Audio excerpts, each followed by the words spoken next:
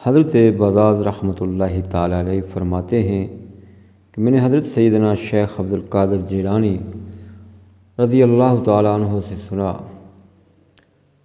آپ کرسی پر بیٹھے ارشاد فرما رہے تھے کہ میں نے حضور نبی اکرم صلی اللہ علیہ وآلہ وسلم کی زیارت کی تو آپ نے مجھے فرمایا کہ بیٹا تم بیان کیوں نہیں کرتے؟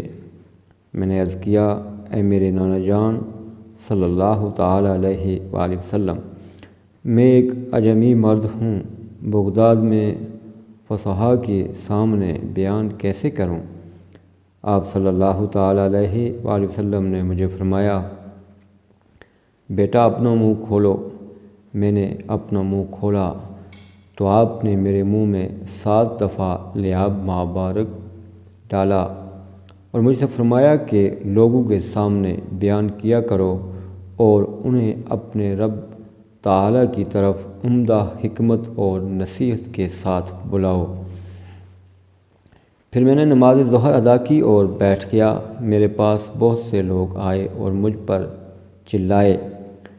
اس کے بعد میں نے حضرت علی بن طالب کرم اللہ تعالیٰ وجہ الکریم کی زیارت کی کہ میرے سامنے مجلس میں کھڑے ہیں اور فرماتے ہیں کہ اے بیٹے تم بیان کیوں نہیں کرتے؟ میں نے عرض کیا، اے میرے والد، لوگ مجھ پر چلاتے ہیں۔ پھر آپ نے فرمایا، اے میرے فرزند، اپنا منہ کھولو۔ میں نے اپنا منہ کھولا تو آپ نے میرے منہ میں 6 دفعہ اپنا لعاب ڈالا۔ میں نے عرض کیا کہ آپ نے 7 دفعہ کیوں نہیں ڈالا؟ تو انہوں نے فرمایا کہ رسول اللہ صلی اللہ تعالیٰ علیہ وآلہ وسلم کے ادب کی وجہ سے۔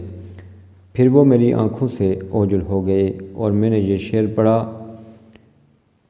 کہ فکر کا غوطہ زن دل کے سمندر میں معارف کے موتیوں کے لیے غوطہ لگاتا ہے، پھر وہ ان کے سینے کے کنارے کی طرف نکال لاتا ہے۔